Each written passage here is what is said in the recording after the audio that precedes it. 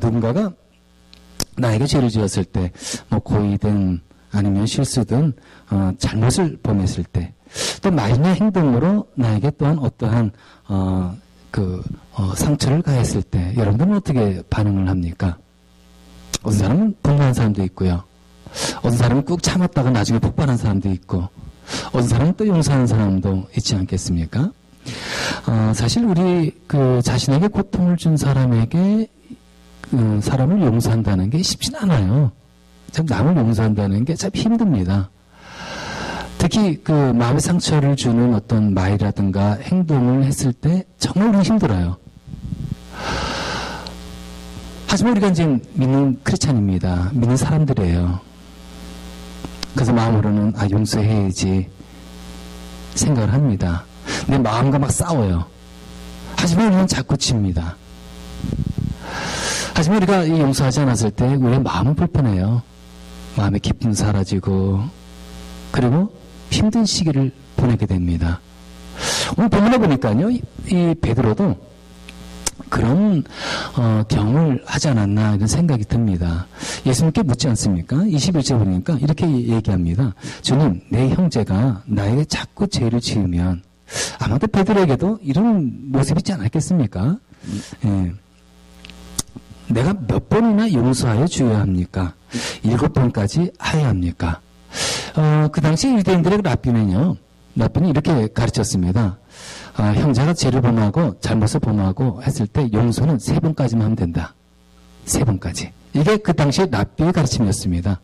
우리나라도 그렇지 않습니까? 참는 것도 한두 번이지. 이렇게 얘기를 하지 않습니까?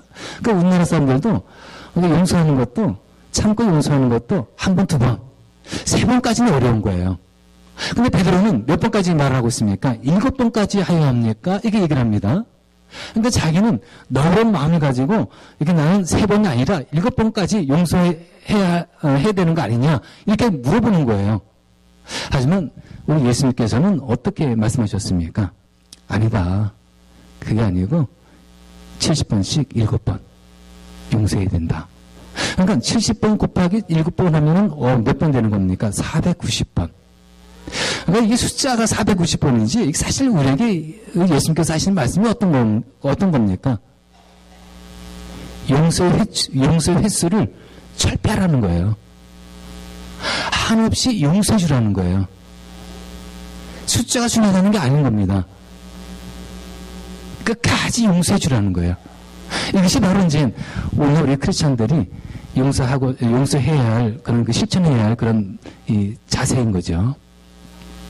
그래서 우리가 이제 성경적으로 그렇다면은 용서라는 의미는 어떤 것인가 우리가 한번 알아보는 게 좋을 것 같아요. 성경적으로 용서의 의미는 무엇인가?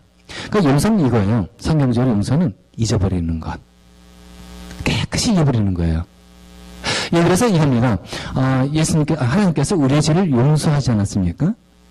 그러면 어떤 거냐면 하나님께서는 우리의 죄를 용서하셨는데 우리의 죄를 깨끗이 잊어버렸다. 잊으셨다는 뜻이에요. 하나님께서는요, 우리 죄를 용서하지 않았습니까? 깨끗이 기억 속에서 잊어버리는 거예요.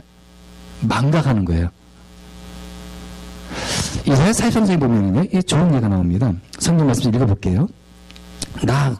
나는 나를 위하여 내 허물을 도말한 자니 내 죄를 기억하지 아니하리라. 내 죄를 기억하지 아니하리라. 우리 하나님께서는 어떤 분이라고요? 우리의 죄를 기억하지 않으신대요. 이게 성경적인 거예요. 근데 여기 보면은 이런 말이 나옵니다.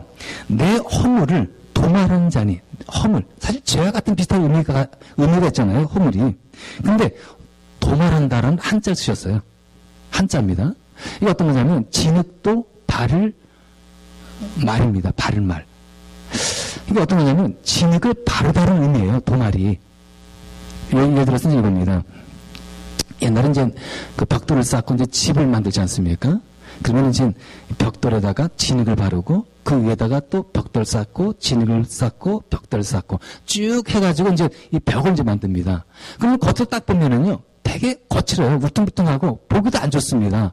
왜냐하면 벽돌 사이에 진흙이 들어가기 때문에 거칠어요. 아름다운 모습이 아닌 겁니다. 하지만은 그 위에다가 벽에다가요, 이 벽돌 벽에다가 진흙을 쫙 발라가지고 깨끗하게 쫙 바릅니다. 그러면 그 안에 있는 거칠고 그 보기 싫었던 그런 것들이 싹 가려지는 거예요. 마찬가지로 하나님께서는요, 우리의 지난날의 죄, 그리고 이 잘못들, 허물들을 싹 깨끗하게 해주신다는 거예요. 보이지 않게 잊어보신다는 거예요. 이게 바로 도말의 의미입니다. 그러니까 우리 하나님께서 우리의 죄를 용서하실 때는 어떻게 용서하시는지 아시겠죠?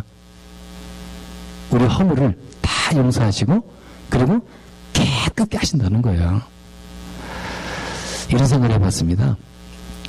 여러분, 만약에 우리 하나님께서 우리의 죄를 용서해 주지 않으셨다면 천국엔 사람들이 있을까요, 없을까요? 있을까요, 없을까요? 천국에는 사람이 한 사람도 없을 겁니다. 하나님께서 우리의 죄를 깨끗이 용서하셨기 때문에 우리가 천국에 있을 수가 있는 거예요. 하나님의 놀라운 이 사랑과 용서 아닙니까?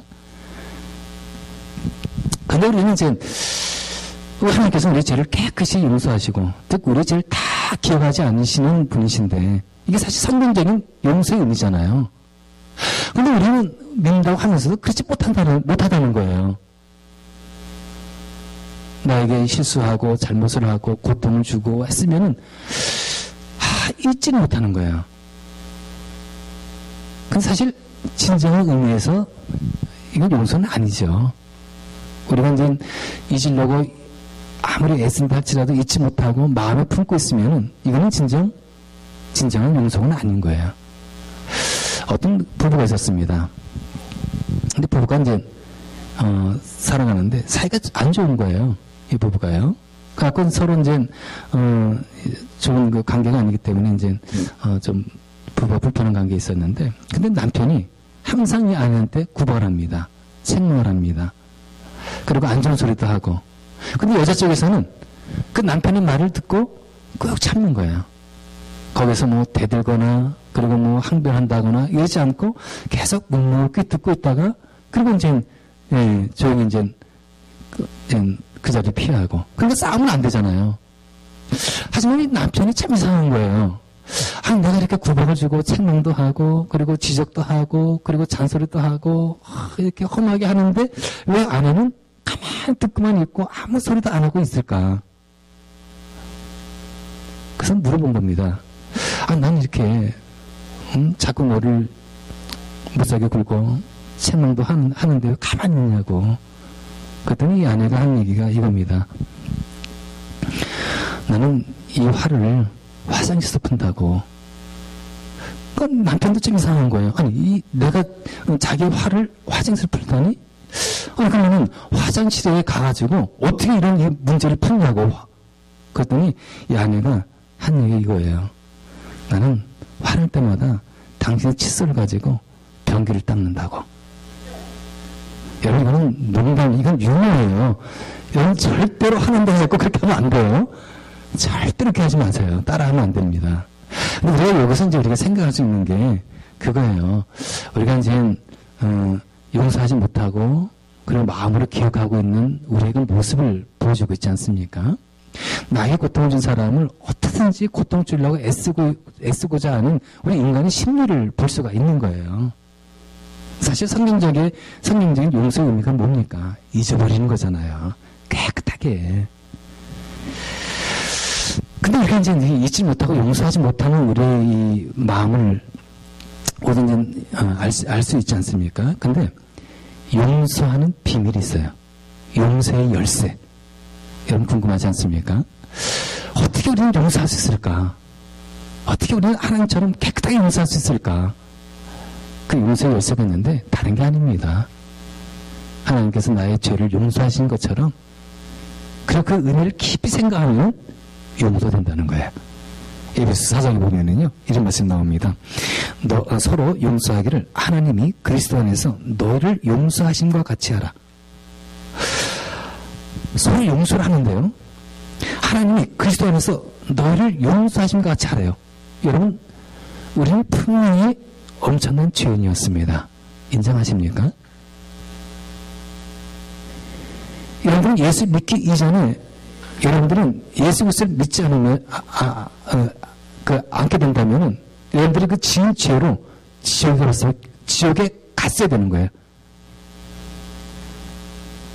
얼마나 엄청난 죄를 지었으면은 우리가 지옥에 갈까요?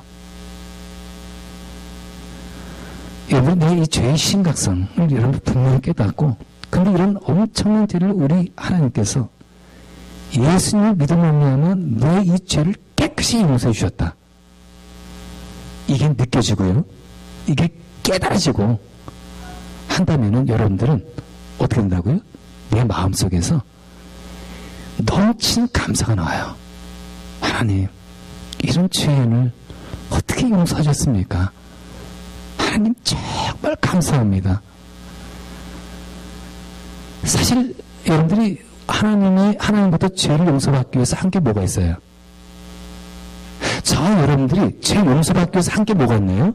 아무것도 없어요. 그런데도 하나님께서 용서해 주셨어요. 그건 진짜 은혜 아닙니까? 이걸 생각한다면 넘친 감사와 더불어서 내 마음속에 뜨거운 용서의 마음이 생겨난다는 거예요. 그 마틴 윌슨 목사님, 영국의 유명한 목사님이십니다. 이분 비록 돌아가셨지만은 설교의 대가라 이렇게 이제 별명 붙일 정도로 설교 대가신데요. 이분이 이제 이런 얘기를 했습니다. 자, 읽어보겠습니다. 하나님 앞에서 나 자신을 보고 내 축복의 주님이 갈보리에서 나를 위해 행하신 일들을 깨닫게 될 때마다 나는 그 어떤 것도 용서할 준비가 된다. 나는 용서하지 않고는 견딜 수 없으며 용서하기를 미룰 이유가 없다. 그러니까 하나님부터 죄사함의 용서 그 은혜를 정말 절실히 깨달은 사람은요, 정말 용서를 미루지 않아요. 용서하는 삶을 살아갑니다. 비록 용서한다는 것이 너무 힘들지만은, 내 힘으로 안 되지만은, 그 하나님의 놀라운 은혜를 기억하고 생각할 때마다 우리는 이 마음에서 용서할 준비가 되어 있다는 거예요. 그 사람 그리스도인들은요, 하나님의 죄사함의 그 은혜를 철저히 경매해야 돼요. 그래야 여러분들이 용서하는 삶을 살아갈 수가 있는 거예요. 용서는 우리 선택입니다. 여러분들이 그리스도인이고 하나님의 놀라운 은혜를 경험한, 제3의 이 은혜를 경험한 사람들 아닙니까? 여러분들은 분명히 용서할 수도 있고 안 할 수도 있어요. 근데요, 여러분들이 용서를 하지 않으면 어떻게 되는지 아십니까? 이게 용서의 양면성이에요. 하나님의 은혜를 우리가 받았으면은 우리는 용서를 해야 한다. 이게 용서의 양면성인데, 근데요, 여러분들이 만약에 용서하지 않고 살아간다. 큰 은혜를 받았음에도 불구하고, 그것이 오늘 본문 말씀 22절 이하에 나와 있는, 23절 나와 있는 그 비유의 말씀이에요. 예수님께서 하신 그 비유의 말씀. 이게 어떤 내용이냐면 이거예요. 어느 한 나라에 임금이 있었습니다. 근데 한 종이 엄청난 빚을 진 거예요. 그 왕은 이제 얘기를 합니다. 빚을 갚아라. 내 모든 것을 팔아서도 갚아라. 근데 팔아도 그게 안 되는 거예요. 약 1만 달란트의 빚을 졌으니, 이게 1만 달란트라면 여러분 이게 엄청난 거예요. 우리나라 돈으로 미국 돈으로 몇 천만 달러, 우리나라 돈으로 몇백억 되는 그런 엄청난 돈인 겁니다. 돈으로 환산하면은. 근데 갚을 수가 없는 거예요. 그래서 애용을 합니다. 제발 봐달라고. 눈물 흘리면서 애원하는 거예요. 근데 이 왕은 너무 불쌍해가지고 큰 많은 액수를 탕감해 줍니다. 그러니까 이 종은요, 엄청난 은혜를 이 임금한테 받은 거예요. 그래서 이제 탕감받아가지고 이제 나옵니다. 얼마나 기분 좋아요. 뜻하지 않게 이 왕이 진짜 그냥 아무 조건도 없이 불쌍하다는 이유로 탕감해 줬으니까. 그래갖고 이제 그냥 좁은 마음으로 나오는데 자기 동료를 만난 거예요. 근데 이 동료는 자기한테 100데나리온을 이제 빚을 진 겁니다. 한 데나리온은 이제 노동자 하루 품값이었으니까 얼마 정도 될까요? 한 몇백만 원 될까요? 몇십만 원, 몇백만 원. 근데 안 갚아가지고 이제 갚으라 그랬죠. 내 돈 갚으라고. 그러니까 이 친구도 돈이 없는 거예요. 그래서 애걸복걸 합니다. 좀 참아달라고. 내가 나중에 갚을 때니까 좀 봐달라고. 근데 봐주질 않는 거예요. 자기는 분명히 임금으로부터 엄청난 양의 이 돈을 당장 받았음에도 불구하고 그 돈에 비하면 아무것도 아닌 이 돈의 액수를 꿔간 이 친구를 봐주지 않는 겁니다. 그리고 이렇게 가둔 거예요. 갚을 때까지. 이 소식이 임금에게 들어간 겁니다. 임금이 당장 그 종을 부르라고. 그래서 이 본문을 보면 이렇게 나옵니다. 내가 너를 불쌍히 여긴 것처럼 너도 내 동료를 불쌍히 여겨야 할 것이 아니냐. 이렇게 호통친 다음에 그 하인을 다시 감옥에 가둬버렸어요. 그러면서 여기 보면은요, 이렇게 결론적으로 말을 합니다. 35절인데요. 너희가 각각 진심으로 자기 형제자매를 용서해 주지 않으면 나의 하늘 아버지께서도 너희에게 그와 같이 하실 것이다. 잘 들어야 합니다. 이게 어떤 말입니까? 이 말씀 35절의 말씀을 그대로 우리가 생각해 보면은요, 이겁니다. 하나님으로부터 엄청난 은혜를 받은 우리들이 다른 형제자매들의 죄를 분명히 용서해 줘야 되는데 용서하지 않았어? 하나님은 가만히 우리를 놔두지 않는다는 거예요. 가만히 놔두지 않는다는 거예요. 용서해야 한다는 겁니다. 그러지 않을 경우에는 어떻게 하신다고요? 다시 여기에 가둬둔다. 이 말씀의 표현을 봐서는 우리 하나님께서는요, 가만히 놔두지 않습니다. 그럼 우리가 용서를 해야 되는 거예요. 다시 한번 요약을 해보겠습니다. 우리가 왜 형제자매들을 용서해야 됩니까? 하나님께서 우리의 죄를 용서해 주셨기 때문에 우리도 당연히 용서해야 되는 거예요. 왜 우리가 또 왜 우리 형제자매들 또 용서해야 됩니까? 내가 용서하지 않으면 하나님이 가만히 놔두지 않기 때문에 용서를 해야 되는 거예요. 왜 우리가 또 용서를 해야 되는 겁니까? 우리가 죄를 용서하지 않지 않습니까? 이런 하나님의 성품을 봐가지고는 여러분들이 용서하지 않는 삶 살아갈 때 하나님의 관계는 어떻게 될까요? 어색한 관계가 되는 거예요. 하나님이 기뻐하지 않는 것을 했으니 하나님의 관계가 좋은 일이 없을 거 아니겠습니까? 이런 관계 속에서 하나님 앞에 기도를 한다? 기도한다면 이러실까요? 영적으로 도움될 게 아무것도 없는 거예요. 그래서 우리가 용서를 해야 되는 거예요. 또 있습니다. 어떤 책 읽어보니까 용서하지 않고 미련한 마음을 가지면은요, 그 사람은 다이너마이트를 품고 사는 사람이다. 이렇게 써 있더라고요. 여러분, 다이너마이트를 품고 있는 사람들에게 여러분 가까이 갈 수 있나요? 같이 친구 되고자 여러분이 접근할 수 있겠습니까? 다이너마이트 터지면 어떻게 되겠습니까? 나도 죽고 그 사람도 죽고 다 죽는 거예요.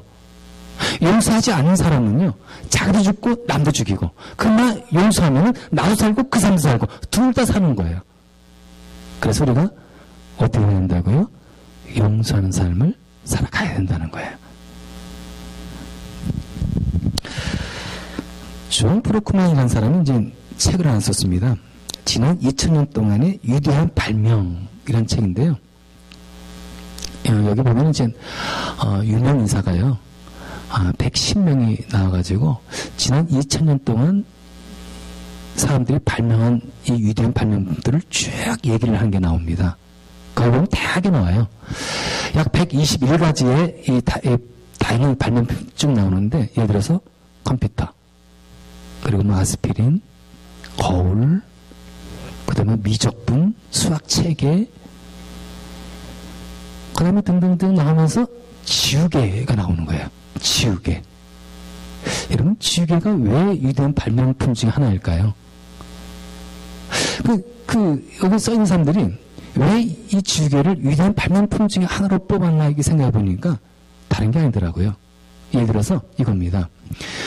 위대한 명화가 만들어지기 위해서는 뭡니까? 이 화가가 밑그림을 연필로 쫙 그립니다. 근데 밑그림을 쫙 그리는데 지우개가 있어야지만 밑그림이 잘못됐을 때 지워가지고 이 명화를 쫙 밑그림 그리면서 이제 명화를 이제 그 위에다 칠하지 않겠습니까? 명화가 만들어지기 위해서는 지우개가 있었다는 거예요. 유명한 이 노래, 이 작곡도 마찬가지입니다. 밑그림이 쫙 그려진 가운데 이게 이제 지워지고 그리고 고치고 지워지고 이런 상황에서 이 위대한 이 노래가 명곡이 나오는 거 아니겠습니까? 이걸 착안해서 지우개는 인류의 위대한 발명품 중에 하나다. 하지만 영적인 의미로요. 우리 이걸 한번 지우개를 생각해 봐야 됩니다. 여러분, 하나님께서요, 우리 지난날의 과거의 잘못된 죄들, 허물들을 용서의 지우개로 지우지 않으셨다면은, 여러분, 아브라함이, 모세가, 다윗이, 베드로와 사도 바울이 있었겠습니까? 하나님의 용서의 지우개가 있었기 때문에 사도 바울이 있었던 거예요.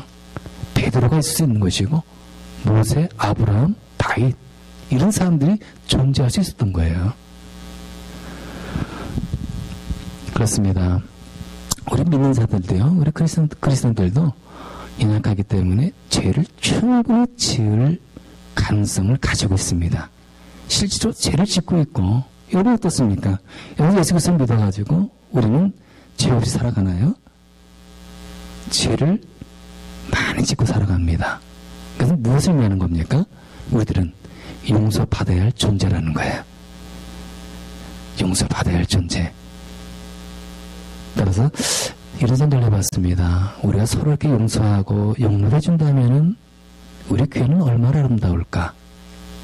서로 잘못을 그리고 허물을 싸매어주고 그리고 덮어주고 이런 모습을 나간다면은 우리 교회의 목장, 우리 교회의 이 분위기는 참 아름답겠구나 하는 생각이 듭니다. 따라서 우리가 어떻게 되었습니까? 여러분 하나님의 은혜를 충분히 받으셨습니까?